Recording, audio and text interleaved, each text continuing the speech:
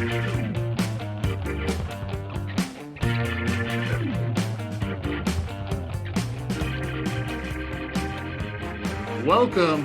to the new Last Dance Breakdown Show from your friends who brought you trending in education. We can't contain ourselves because the trends are emerging everywhere. One of the places that is emerging right now is must-see TV in light of the COVID-19 pandemic. I think the number one show on my list right now is The Last Dance on ESPN, covering the last season of the 1990s Bulls, 1998.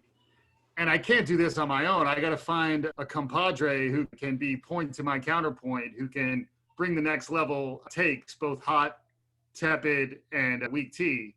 And I can't think of anybody better to partner with than a good friend of all of my podcasting activity, Tarlin Ray. Tarlin, welcome to the new Last Dance Breakdown Show.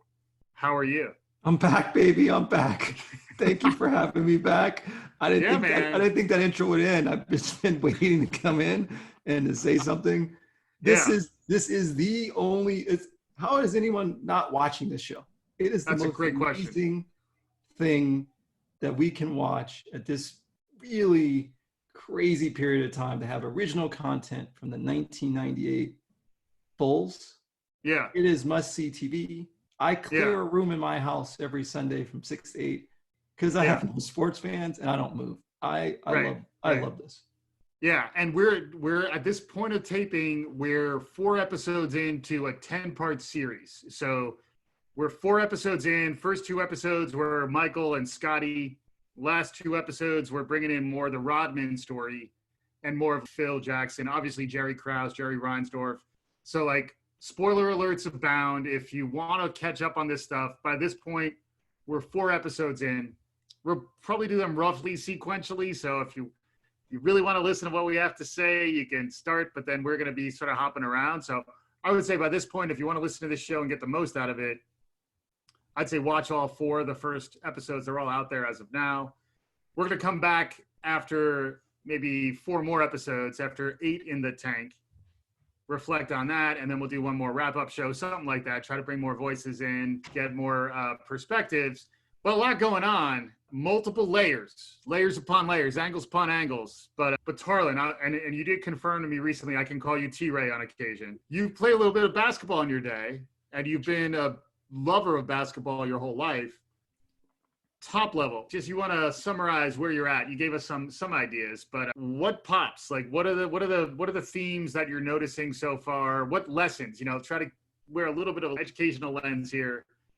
What can you learn? There's obviously entertainment value, but what's capturing your imagination the most about this? Why do you think it's so timely? First of all, most people have this debate about who's the GOAT. So interesting time for this to come out as LeBron is climbing the various statistical ladders, whether it's points, assists, and obviously he trails Jordan a number of championships and is not undefeated in championship. We have Kobe untimely passing. And so for Jordan to agree to have this come out when he's such a super private guy, you get a look at what it means to be great. So a lot of people want to be great.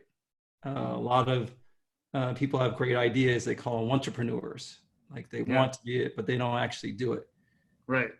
Seeing Jordan and hearing him talk years later, how maniacal, how ultra competitive you need to be, and how hyper-focused you need to be on a goal to be great, that should resonate with everyone. It just doesn't happen. It's not just God-given ability. It's not because he just wakes up. He's legitimately a little crazy. Yeah.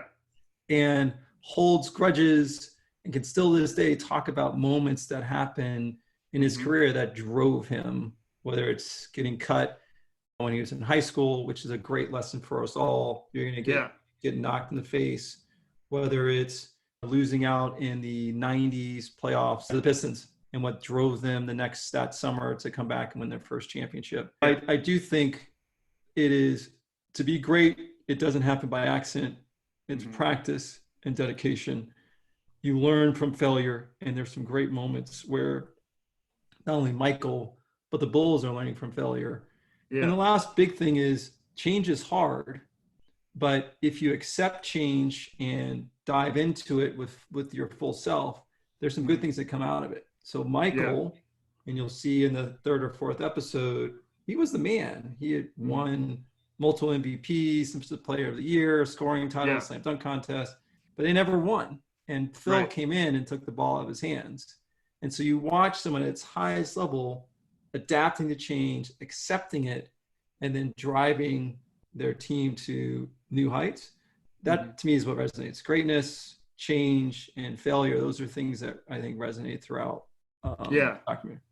Yeah. I like all that. And that's sort of the thrust. It's all about Jordan, but it's also all about the whole team. And the thing that Phil Jackson gives a lot of credit for as the Zen master who was running the chemistry of the team really throughout this historic run, 6 championships in 8 years, 6 in a row in years when Jordan was actually playing. Getting Jordan to let up a little bit where he was scoring like 50, 60 points a game to start averaging 30, but to do that in a way that would incorporate these other pieces, the supporting cast, scare quotes attached.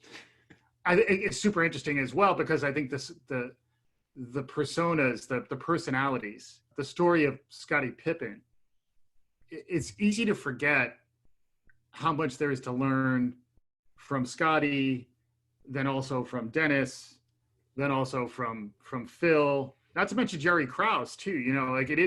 It's really interesting. I'm watching this with my wife who grew up outside of the States and didn't really follow this period in the NBA, where for me, this, like, if you grew up in the 90s, you were even a remote sports fan, just aware of media, you knew what was going on with the Bulls because they were Bulls were the larger than Beatles. life. Bulls were the Yeah. Beatles. They were everything.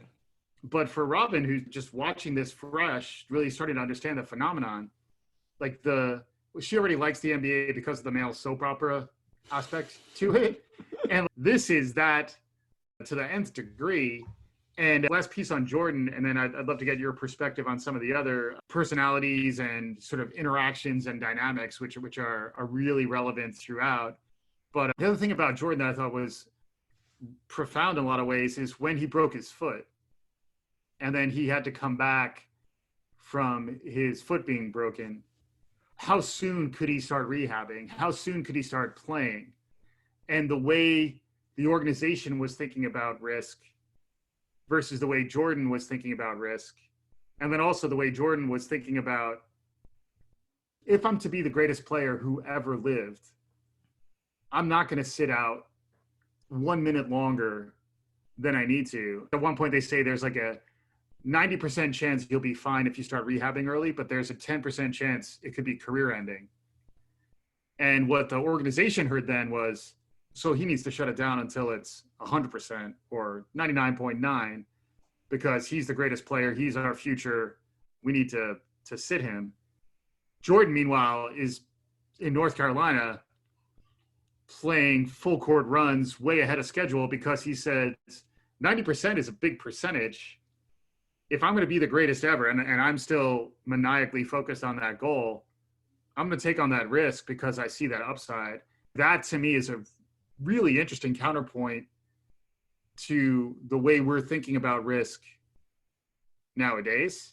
There are elements of this where Jordan he almost flirts with being an anti-hero because like he's not always the media darling that he was presenting. He's not the most likable guy. No. Yeah. So any thoughts on that? Because I know you recently had an injury. You're sort of coming back for that. And just for our listeners who may not notice from the way we talk, both you and I played basketball earlier and throughout our lives.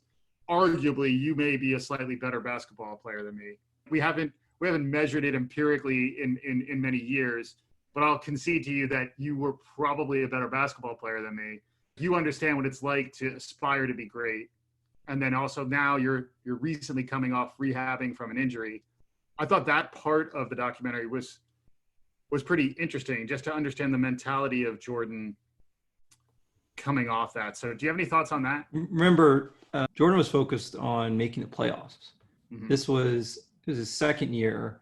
Mm-hmm. And he saw this as a chance to continue to get this team to understand what it meant to win. Right. The organization, I think, saw it as an opportunity to get a better lottery, get a better standing in the draft, and bring on some more draft capital. So as a player, and I've gone through this, not even close to being nowhere in the stratosphere. And Palmer, you and I remember we battled together on our own team, Chelsea peers, and barely lost in the playoffs. So we are equal losers. Second place is first loser. But I will say, as an athlete, 10% seems minuscule. You're not thinking about that at all. I played through my senior year of college a stress fracture where every day I would double tape my ankles. I would take 6 Advil, and at that time it was over the counter up times just to not have a feeling until you break your foot. Right. And then ended up breaking my other foot.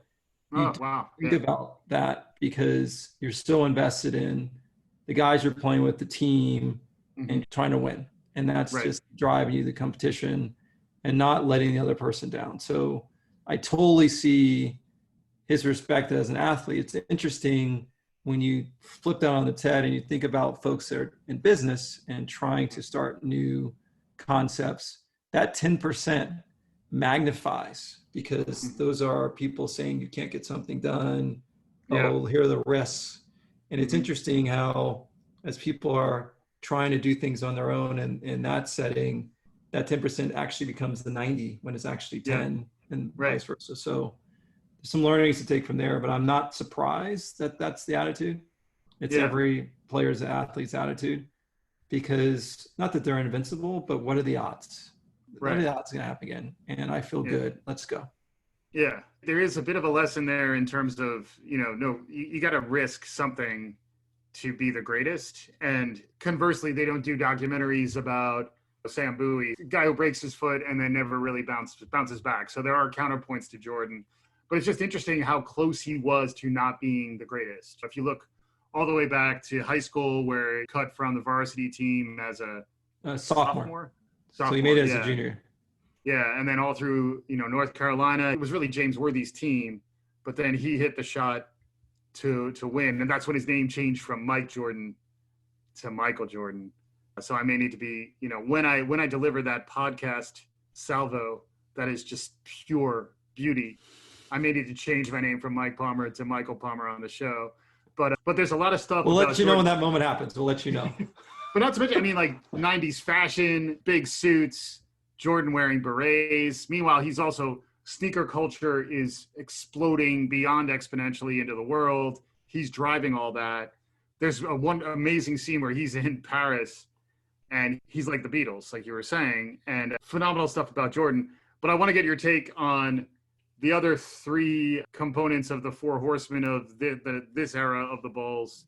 Just one last piece before we go off Jordan I thought the last segment that was super interesting as you look at the evolution of him as a star was when in his first championship, in order to win, he actually had to find someone else in the team. So wasn't that the moment where he found Paxson? And Paxson actually dominated the fourth quarter. That wasn't the championship, right? Was that to get past the Pistons, or was that in the championship? That might have been against the Lakers. I know you may be blocking that out, but I have to. I'm a diehard Laker fan, so their first championship brings me so much pain. Great, congrats, Michael. I think it was the clinching game, right? I think it was Game 5 of the '91 Finals. I think. But the moment where they're clamping down on Michael, he knows he can't do it alone, and Phil asks him, "Who's open?" Mm-hmm. And he immediately said, "Paxson." He said, "Get Paxson the ball." Yeah. Also, it's just this evolution, like to win, it doesn't mean it has to all be about the main guy and they're going to get all the accolades. Sure, at the end of the day, he's the GOAT. But it doesn't happen without bringing us along. So I thought that was a special moment where he trust goes across sports, trust goes across your relationship with your significant other, working business. So I thought that was another theme that I thought was important. But anyways, I just wanted unfortunately, Yeah. I for one, I'm married to the GOAT. You know what I mean? So, and that's on the record, the greatest of all time. You know, so thank you, Robin, for your support throughout this, and score one for me. But yeah, so that was Jordan, Yep. and then Pippen, right? Pippen emerges as just this amazing character, and I gotta say, I missed a lot of this in the '90s. I was aware of it, but I think this documentary brings Pippen to light because he's a guy who's very comfortable behind the scenes, and he's not about him. But it was the second episode, I think, might be my favorite so far, the one that really focused on Scotty's story, because I thought it was also telling about Michael and how Michael, just like he learned to trust Paxson in that one game, the level to which he began to rely on Scotty, and Scotty became the perfect counterpoint to Jordan's dominance. Scotty was filling the gaps and doing some amazing things, playing tremendous defense, doing all the little things. Thoughts about the Pippen angle? Fascinating story. One of 10 kids, small town in Arkansas, not highly recruited out of high school, a point guard, so 6'1". Yeah. He actually didn't even make the team, had a growth spurt. He was an equipment manager Central Arkansas. Central Arkansas. So then to have that spurt and then to be drafted in the top 10, that shows a little bit of and whatever you want to say about Krause's ability to build a team, right? Yeah. So that's super fascinating. I think Pippen realized that he needed to stay close to Michael. So I think he learned how to be a professional. But I think the ultimate compliment for Pippen is for the greatest of all time to say, I 100% could have never done this without Jordan, to say they couldn't have done it without Pippen. It's a fascinating take. And you realize, and I can talk about this because it created great pain, the Lakers were up on the Bulls in the beginning of that series.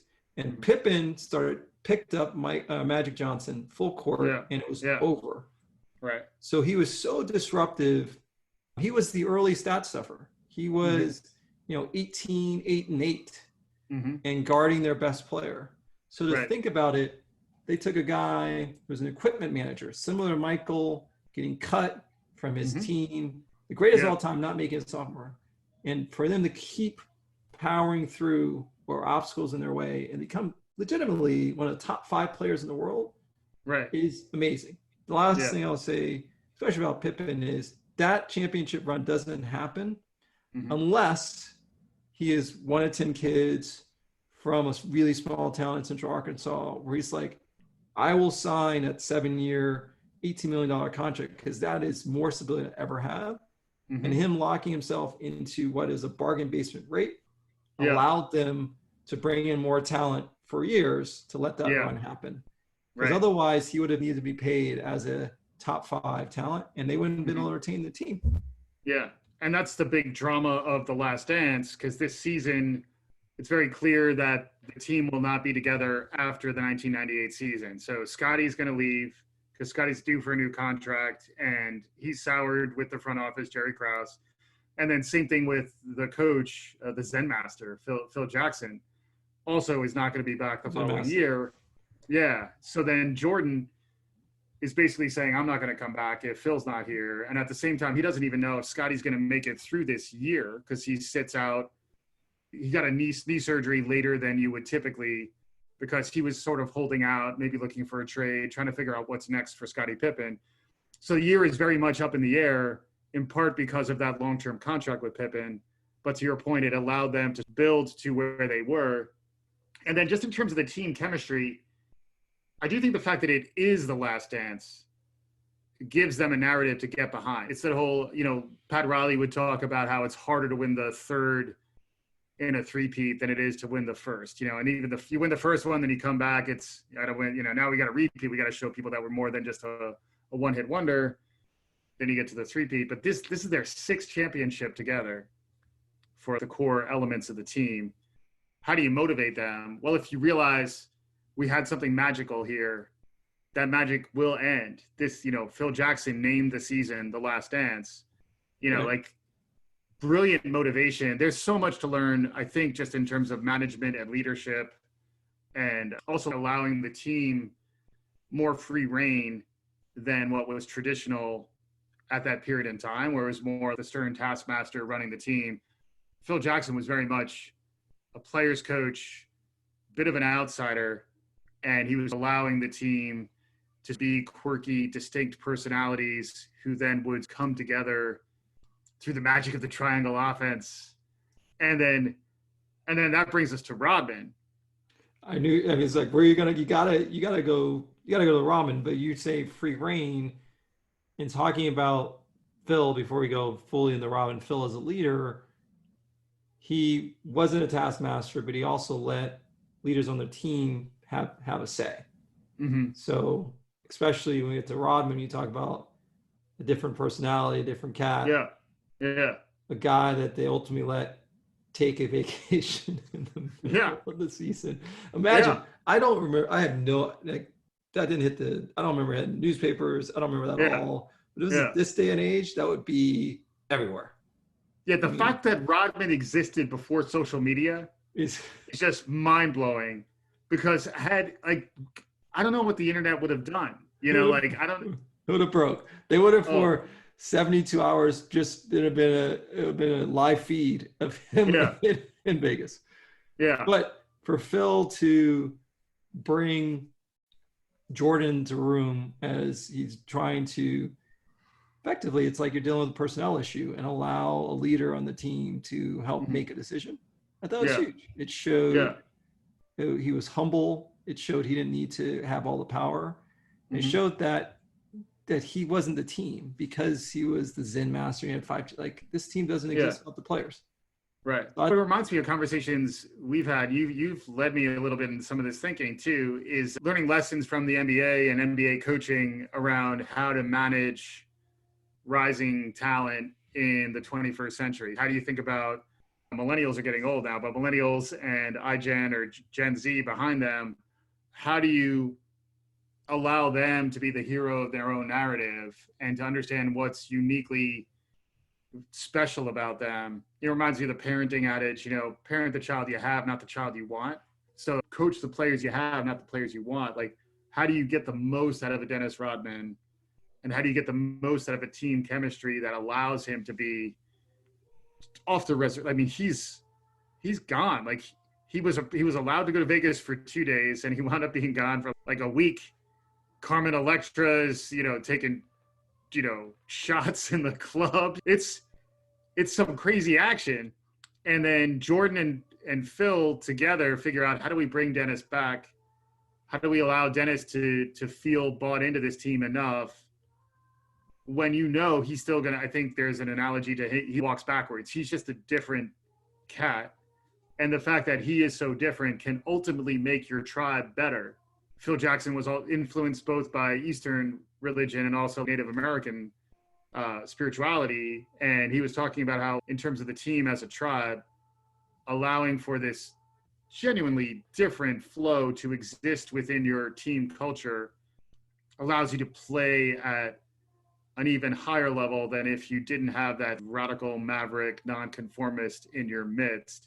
So I do think it's such I struggle, and you have a young son, and I have kids that are older, but in hearing you say you should parent the child that you have and not the child that you want, you got to catch yourself. And I think it's hard to do as a parent as you're trying to get them to conform and you're just running through the days, because you have to pause and see your child. Mm-hmm. I think Phil, it takes a lot to pause and see the individual. And to say, for Dennis, I think it was an awakening for him, where he was part of the bad boys and he had this interim period where he was bouncing around and not, trying to find himself. But for Phil, dyed his hair yellow, multiple colors, and came back tatted up, started dating Madonna. I mean, completely tatted up. It was a different dude. But for Phil to basically say, "I see you," how empowering is that? And Phil, then Dennis would run for a wall for him. Mm-hmm. So and I always equate this back to how you engage with people at work and other things, but can you apply some of those principles as a manager? It's harder to do. You feel like you're limited in what you're able to talk about, right? You got to talk about work, talk about a little personal, and you can't really get to that moment where you say, I see you. Right. I don't know if you can carry that principle over outside of sports because you don't spend as much time in hotels and everything else together. But that's probably one of the more impressive things that Phil did. And then what Phil has done, if you think about Phil's coaching tree, we've talked about this in former other pods, Steve Kerr, willing to be humble, but also Steve Kerr willing to allow the video guy to come up with an idea for how to bring together the death lineup, which set Golden State on its run to championship glory, and for him to give credit, for him to see and allow others to, not exactly the same as Robin, but I feel like it's a little bit of Phil allowing others the credit, but also seeing value in people that others might not see value. Yeah. It's interesting analogizing Phil's style as a coach to a professional setting. There's a lot of lessons to be learned for an entrepreneur who's going to get a small team going. Because I think those dynamics are more 100%. Akin to a 12-person NBA roster, which I know you have that experience too. I think where it's trickier is when you get into larger organizations, which aren't necessarily structured that way. But then still, if you're leading a small team within a larger organization, you can really start to see your direct reports or core small group. I think there's a lot of lessons to be learned there. Any other thoughts on Rodman though? I feel like he's typecast. So we talked about his hair. Yeah. We talked about his vacation. But the other thing is he's a genius. Yeah. So we talked about Rodman is the greatest rebounding power forward of all time. And to see what he did to become the player he became, where he would go into a gym and have friends shoot from all sides so he can figure out angles and figure out, okay, this guy shoots this way, he has spin. To see that moment where he's looking at video on a small TV and he's taking notes on all the players, it is brilliant, not only for him to understand angles and rebounding, but Jordan, once again, he doesn't give credit to a lot of people, but basically saying he was a defensive savant. Yeah. And so people will often see, it's like that click moment, like I see you, and like immediately may have an impression, but there are so many layers of Rodman, which made him great. Right. And his basketball IQ. So imagine that team, you had 3 Hall of Famers, but their basketball IQs were off the charts. Yes. So I that was the other piece I appreciated the Ramen, like, okay, the Carmen Electra and vacation was funny, and it was a scary moment when he's outside the palace with a gun, but you really look at the layer, which is what Ramen as a teammate, and I loved the interaction when they're talking defensive assignments in the game and talking about what they're going to do. He was just on a different level, and that's amazing. It doesn't. It comes from practice. It comes from hard work and dedication. So that's the theme that keeps running. That's a Pippen theme. That's a Rodman theme. That's a Phil Jackson theme, who coached in the Puerto Rico and all these backwaters to make his way in the NBA, and was willing to learn from other people and take notes to get to where he is. That theme runs in all the people that have been propped up so far in the documentary. Yeah, and I like where you're going there too, because I think it is that notion of playing with your head up and understanding where can I add unique value? Where am I going to be? Rodman decided to focus on rebounding. Just watching him, I forgot how amazing it was to watch him tip the ball like 6 times before catching it, because he would get back up. There are elements of him that remind me of Kawhi a little bit, just in terms of his ability to get up there so fast, and also his strength. He's so strong at that size. But to think that he could have tried to be a generalist and would have been probably more mediocre at rebounding, and it's that whole "you're open for a reason," like the fact that Rodman didn't think, I really need to start shooting out my outside shot. If you think about Joel Embiid trying to hit his 3, sure, the game has changed or whatever, but the fact that Rodman, I think he has far and away the most 20 rebounds and no points, Yep. right? Marcus Camby had 2, and I think he had 8 or whatever. But he would define what winning meant to him, and he didn't need to conform to what's my points, am I going to be understood as successful in the way that is traditionally understood? He's a genuine nonconformist who's saying, I know who I am. I know where I can be great. I'm going to focus on that. And there's a ton to be learned from that. The flip side is there's probably some more to be learned about, getting your substance problems and your other problems treated at an early age. But it's amazing to understand that he was doing this while being at the club, like just doing whatever he's doing. And then he's still coming out there. Not to mention, Michael was not shying away from a stiff drink or a night out playing cards or doing his thing. And then the level to which they were just dominant.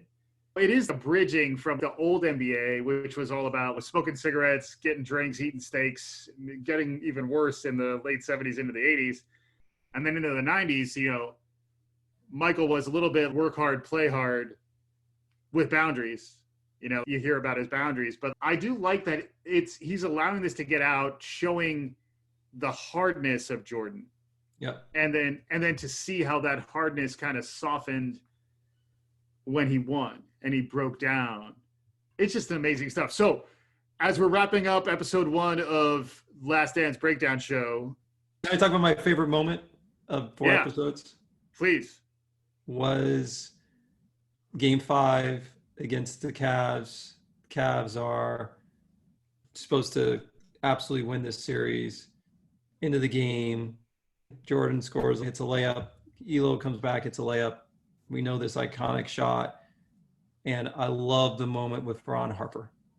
Yes. Where Ron Harper asks to guard Jordan, which you want a player to do. Mm-hmm. And they put Elo on. And and that was that I want just those small moments, because you get the shot and you get Jordan celebrating, but to know what decisions were made leading up to that, that's the drama. And I'm sure Harper is still pissed to this day that he wasn't guarding. And Jordan said he guarded me better. Yeah, and we're probably going to hear more about that because Harper was on the 98 team too. Correct. So the layers upon layers. Honestly, I was a big Game of Thrones. You're a Thrones guy too, right? You like Game of Thrones? Yeah. This to me is the best Sunday night action I can remember since like season 5 of Game of Thrones, season 6 of Game of Thrones, like before it got kind of crazy. Because also, like, we got nothing else to do. Like, we're sheltering at home. There's no sports. And then this thing happens. Not during the height, the 20-year nostalgia halo is shining brightly on the late 90s right now too, where everybody loves 20 years ago, regardless of what it is. This is a perfect time to throw back to this. And I'm just excited for what's coming next. Any predictions? We're definitely going to hear about, because we're going to get Kukoc.